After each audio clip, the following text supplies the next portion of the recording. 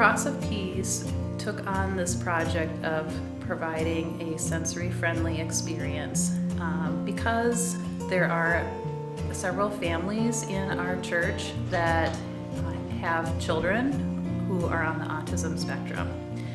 And we saw a need for wanting to include more people in our congregation who are dealing with the same types of issues. About a third of people on the autism spectrum have never been to a church because it's just too difficult for their families, and the structure of it is not friendly to kids and adults on the autism spectrum. We thought, what a great way to reach out into the community, to reach out to kids on the autism spectrum and try to change that number and make it small. This church is really appealing for people on the autism spectrum because it has clean lines, it has light, it's not visually distracting, it doesn't have a smell. We have about 12 people that we know of that are on the autism spectrum, which is about 10% of our worshiping community. A lot of our core families in our congregation have a child or a youth on the autism spectrum, and they feel that this place is home and they feel welcome here, and they want others to feel that. Sensory-friendly worship is still a work in progress here. We're trying to focus on supporting parents in addition to having an experience that's comfortable for someone on the autism spectrum. We're introducing pieces of it into the worship area, which include putting yoga balls into the sanctuary, having a special table if kids need to color.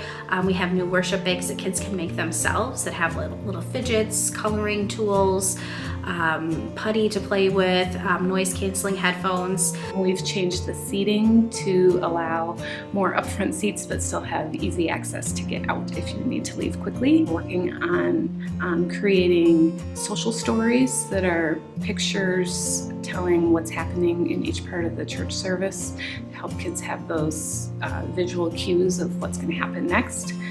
We're also working with the youth to create church buddies so that they could have a neurotypical kid to go to church with who shows them what it looks like to be in church. And when you stand up and when you sit down, and why, how you try to listen to what's going on in the church service. That's part of it, is making kids feel welcome in all of our worship services, especially kids who might be on the autism spectrum.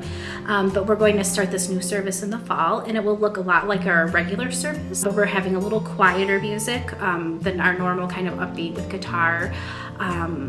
And we're also cutting it down a little bit to about 40 minutes.